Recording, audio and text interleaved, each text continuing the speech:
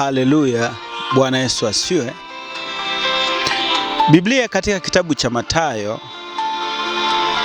sura ya 7 mstari wa 15 inasema, jihadharini na manabii wa uongo, watu wanaowajia wamevaa mavazi ya kondoo, walakini kwa ndani ni mbwa mwitu wakali. Nitarudia, jihadharini na manabii wa uongo, watu wanaowajia wamevaa mavazi ya kondoo, walakini kwa ndani ni mbwa mwitu wakali. Sasa nimeanza kusoma maandiko kabla ya chochote, kabla ya kuzungumza neno lolote, ikiwa ni sehemu ya msisitizo, kwa kuwa miongoni mwa maneno ambayo Bwana Yesu aliwahi kuyaongea kwa msisitizo mkubwa ni pamoja na swala la tahadhari ambayo wanadamu wanapaswa waichukue kuhusiana na masuala ya manabii wa uongo. Tahadhari ambayo wanadamu wanapaswa waichukue kuhusiana na masuala ya manabii wa uongo. Bwana Yesu alizungumza maneno haya, nadhani kwa uchunguzi ambao ninaendelea kufanya na nimejiridhisha, miongoni mwa maneno tata sana ambayo Bwana Yesu aliyazungumza akiwa duniani na kwa msisitizo mkubwa ni juu ya uwepo wa watumishi waliovaa vazi lisilo lao. Na kwa mfano Mathayo 10:17 akasema, jihadharini na wanadamu, kwa maana watawapeleka mabarazani na katika masinagogi yao watawapiga. Hawa wanaowapeleka kwenye masinagogi alikuwa anamaanisha ni watumishi wa Mungu. Kwa nje ni waandishi, ni walimu, Mafarisayo na hata Masadukayo na makuhani, ambao wazi Yesu alikuwa anajaribu kuongea kwa habari yao kwamba watu hawa kwa nje nyinyi mnaona ni wanadamu, wamevaa vazi la kitumishi la kikuhani, wamevaa vazi la kujaribu kumwakilisha Mungu, lakini Yesu anajaribu kuambia kwamba muonacho sicho kilichoko. Hawa ndio maadui wakubwa wa imani ambao mkisimama katika kweli ndio hao watakaotumika kuwafanya mpitie mabaya, mateso, uangamivu. Yes. Sasa ukienda kidogo kwenye kitabu cha Marko 8:15 anasema pia, akawaagiza akasema, angalieni, jihadharini, take riski.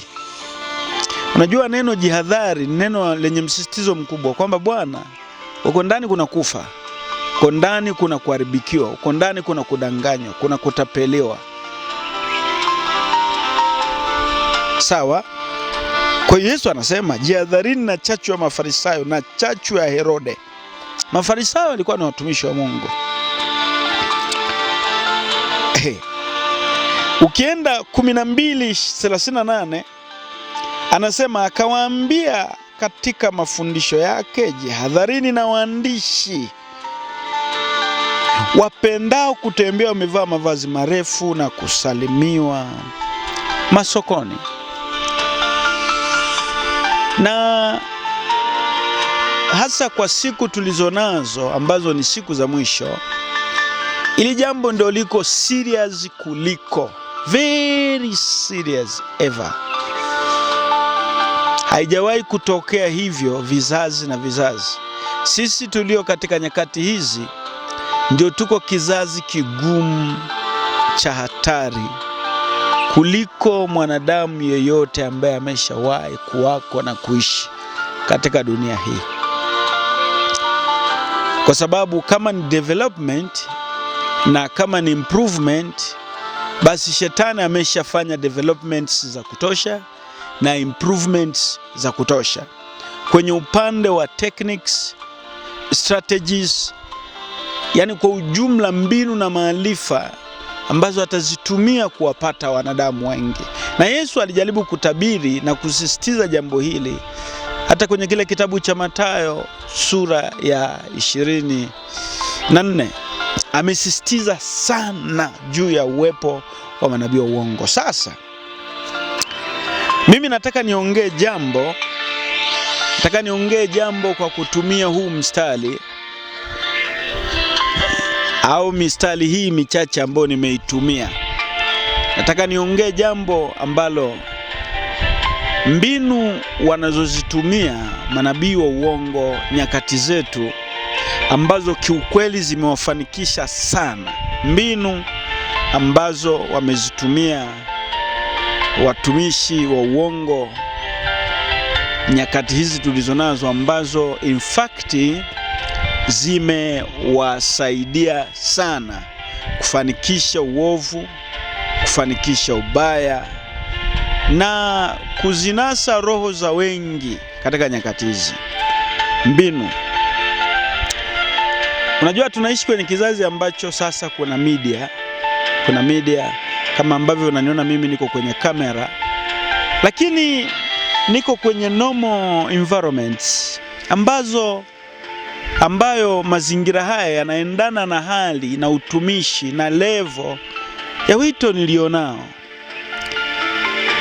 Sawa, bado siwezi kuwa na background quality, siwezi kuwa na viti vile vya milioni 10 ambavyo nikikaa then kamera inakuwa mbele yangu alafu watu wanaona the way I'm blessed. Okay, kwa hiyo katika mazingira haya ambayo sasa tunatumia media, now we have improved cameras, na tuna watu wanasomea IT wako wengi wa kutosha mtaani na ajira ni ngumu. Watumishi wengi wametumia media kusapoti uovu walioubeba, kufanikisha nia ovu walionayo ya kudanganya na kutapeli na kuendelea kuiba kwa mbinu nyingi. Kwa gharama yoyote wanajaribu kutafuta namna ya wao kufanikiwa kwa kutumia vazi la utumishi. Okay. Sasa hiki ndio miongoni mwa kitu ambacho watu wengi hawajakijua, lakini mimi nimekifanyia research. Watu nilishawahi kuongea na kijana wangu mmoja nikamwambia these people are very intelligent. Mara nyingi mmekuwa mnaona kwenye video zangu, kwa mfano nikiwa niko kule polini na jirekodi huku ninafundisha.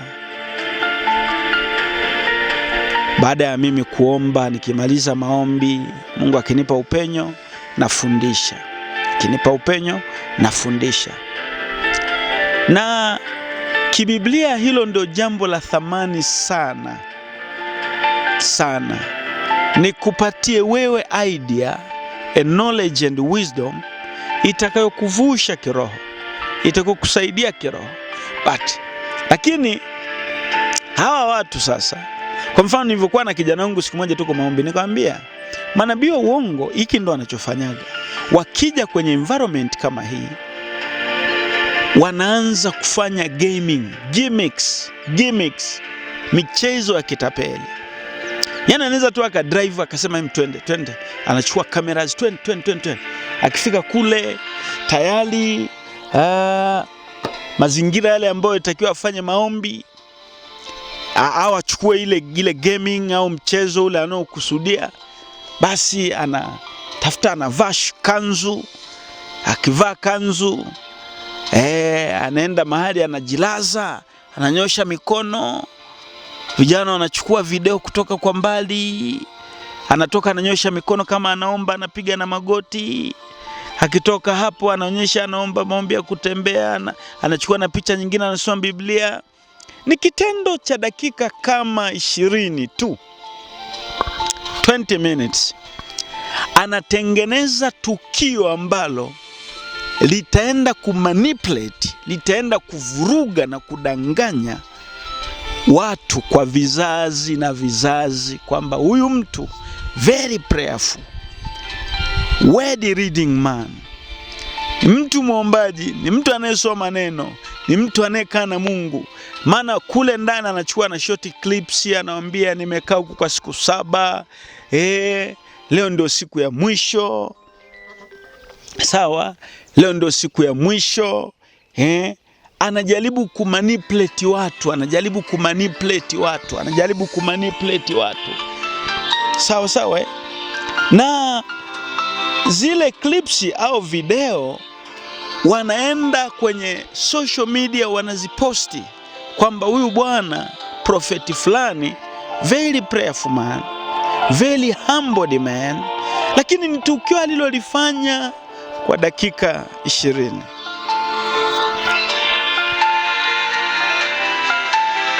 Sio reality, it is not a reality. Ndio maana mimi, unajua dunia, Waswahili tuna msemo mmoja tunasema, ukweli unauma. Yaani wanadamu bwana hawatakagi ukweli, ila uongo kwao ni mtamu. Na hii ndio mbinu kubwa ambayo manabii wa uongo wanatumia. Wanajaribu kucreate, na kwa sasa hivi wana platform, mitandao wanayo. Wanajaribu kucreate whatever situation, whatever a logic, a sound picture. Yani watatengeneza picha, watatengeneza sababu, watatengeneza muonekano. Okay, ndio maana ni watu ambao wafuatilie, si wataji majina, wafuatilie. Wengine wako Kenya, wengine wako Tanzania. Ni watu ambao ataenda mahali, ataongea na mtu mwenye private jet, atampa hela. Anaweza akampa hata milioni 1.5, akaingia ndani ya airplane, akajipiga picha, akatengeneza na nguo, wakavaa wahudumu wake, wakaonyesha kwamba wanasafiri kihuduma, wanaenda kufanya huduma fulani kubwa. Sikilizeni nyie watu. Na wanaposti kwenye Instagram zao, Facebook zao, YouTube, kwenye upande wa advertisements, wanajaribu kutangaza kitu ambacho ni uongo 100%. They lie, they cheat people, they deceive. Okay, sisi ambao tumeamua kutembea kwenye njia ya kusema kilichopo, au kufanya na kutembea na hali tuliopo, ndio watu ambao tunaonekana nothing. Sikiliza wanadamu, wanajaribu kutumia mazingira ambayo yanaonyesha kwamba God is good, na ndio maana wanabadilisha aina fulani ya desturi za Biblia, wanaweka misemo ambayo inaendana na wanachofanya. Kwa mfano, mimi ni Lugema. Wanajaribu kuonyesha na kufanya vitu ambavyo vitafunua kwamba Lugema au Prophet Lugema au Apostle Lugema or whatever, or Bishop Lugema is a blessed man of God. Kwa hiyo wanaanza na kuweka jina, Mungu wa madhabahu hii ya Askofu Lugema, Mungu wa madhabahu hii wa Chief Prophet Lugema, Mungu wa madhabahu hii wa Apostle, the one only one on this city. Wanajaribu kusema Mungu wa Lugema aliyembariki, aliyemtoa kwenye aibu, aliyemfanya kuwa bilionea, milionea. Sasa wanajaribu kutengeneza matukio mengi yatakayoendana na kile wanachofanya. Watatumia magari ya thamani ya kuazima, watapiga picha, watajaribu kutengeneza convoy, yani gari nyingi zimepangana, watapiga picha, watatuma hizo clips. Utaziona hizo short clips kwenye YouTube kwamba wakati Apostle Lugema anafika Kongo, Kinshasa pale, au anafika pale Kikavu, au anafika pale Nairobi, au Kisumu pale, au anafika pale Uganda pale, wanatengeneza namna fulani. Sometime wanaenda my Father, my God. Sikilizeni watu wa Mungu, wanajaribu kutengeneza atmosphere kwenye fikra za watu, waaminiwe kwamba they have God, truly they have God, kwamba kweli hawa watu wana Mungu. Wataenda mahali, watapiga picha kwenye ndege, watapiga picha kwenye majumba ya kifahari, watapiga picha kwenye menu za kifahari, watapiga picha kwenye vikao vya kifahari, watatafuta watumishi ambao wanaonekana they are blessed, watapiga nao picha, watajaribu kutengeneza. Yani all they are doing is to manipulate people, kudanganya watu kwamba they are blessed, na baadaye ndo wanakuambia njoo kanisani kwetu. Nothing God cannot do. God can do all things for sure. Just come to our church. Just visit Chief Prophet Lugema.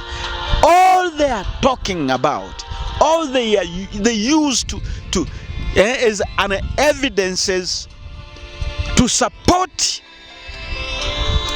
what they are speaking, what they are talking about is a liar. They lie. They are cheating.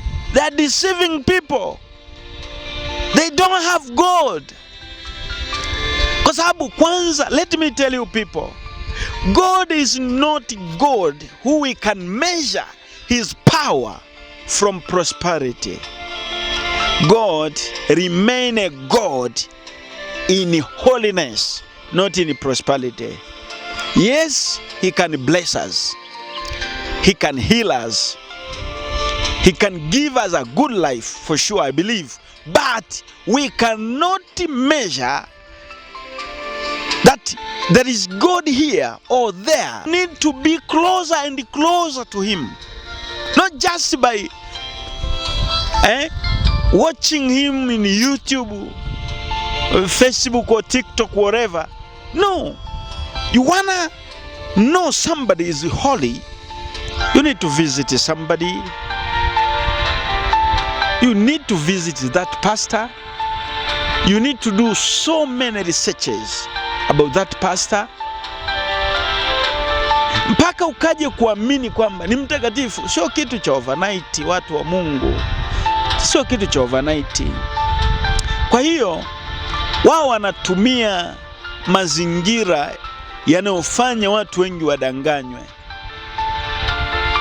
Kuvaa kwao, wanavaa mavazi ya gharama. Mengine, let me tell you, dunia ina siri. Si kwamba wamenunua. Hao watu wakisha kuwa na popularity, sometime wanatumika kutangaza aina ya nguo. Hamjui kwenye biashara kuna mambo ni fashion designers. There are fashion designers. Therefore they can visit a big shops. Wakitembelea pale wanaongea na wale manager na wale watu wanaosimamia maduka, wanaambia bwana, let us help you to advertise. Fashion za suit, fashion za nini. Na ndio maana wenyewe wafuatilieni. Wanavaa fashion tofauti. Today this, tomorrow that, the day after tomorrow another style. Wow, all they are doing is to show you they are blessed. Kwa hiyo watavaa, lakini pia ni matangazo yale. Kuna mtu ataona nimevaa vazi fulani, ataingia mtaani. Haina maana ya kukwambia, yani sikia, tangazo ni tangazo hata kama halina maneno. Ndio maana kwenye aina za matangazo wafuatilieni watu wanaosoma mambo ya biashara, na hasa mambo ya utangazaji na advertisement za biashara. Kuna mbinu nyingi za kutangaza biashara. Si lazima nisimame nikwambie hii suti inauzwa kwa fulani. No, the way nimevaa, kuna mtu ataona, atasema yes, ninataka suti kama ile kwenye ndoa.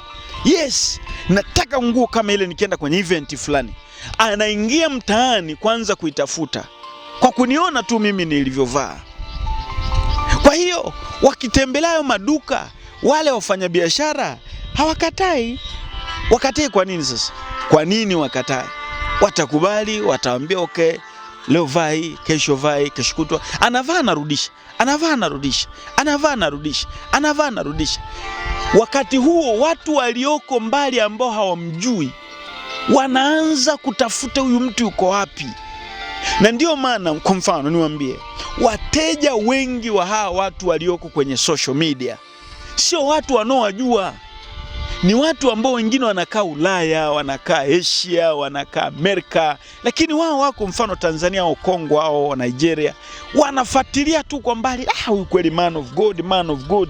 Sasa hivi kuna editing, kuna mtu ana kanisa la watu 100 tu, lakini inaeditiwa inaonekana kanisa kubwa. Nini? Wanaomfahamu wanabakia kushangaa, this man this man, yani kweli hii.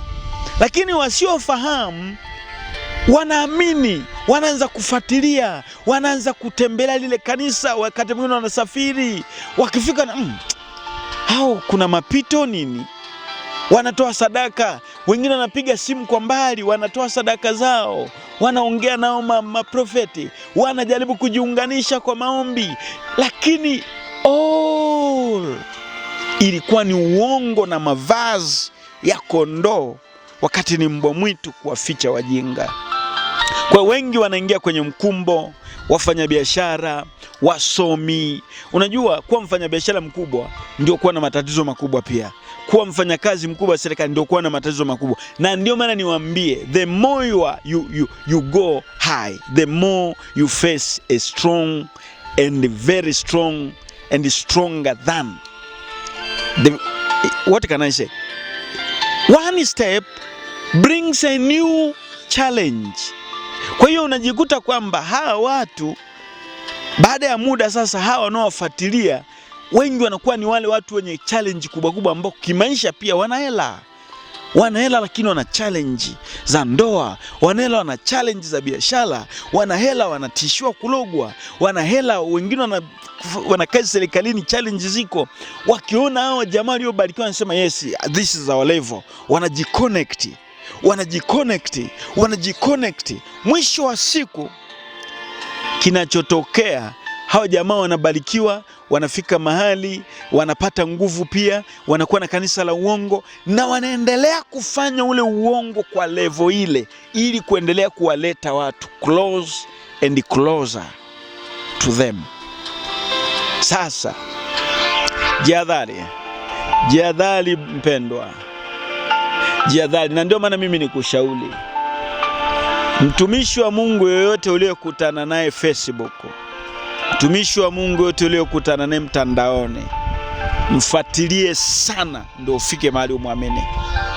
Yani hata mimi usiniamini kabla ya kufanya uchunguzi wa kutosha wa kukuridhisha kwamba kweli mchungaji Lugema yes, anaonyesha kuna Mungu. Sasa wewe unayepima mafanikio au unapima kuweko na Mungu kwa mtu fulani kwa kutumia mafanikio, okay, go ahead. Lakini shetani ana vitu vingi na anawapa maelfu ya watu hivyo vitu alivyonavyo. Hata Yesu alikutana akamwambia nitakupa. Kwa hiyo haijalishi, shetani hana shida, yuko tayari akupe whatever you like, you want, but hakikishe unaenda jehanamu. Sawa eh? God bless you. Huu ndio uongo wanaotumia kizazi hiki. Nenda kakague picha nyingi kwenye ndege, picha nyingi sijui wameenda Ulaya, wakibahatika tu kwenda si wapi, wanahakikisha wamevisit kila mahali, wamepiga picha kila mahali, kila maeneo maarufu wamefika, mpaka hata wageni wenyeji waliowapokea wanagombana nao, lakini wahakikisha wamefanikiwa kufanya kitu ambacho kitawamanipulate wengi. God help you. I pray for you. Mungu akusaidie sana. Ni vyema kwa mtumishi upate kitu ambacho kitakupa kumjua Mungu zaidi. Kitakupa kumjua Mungu zaidi. Amen.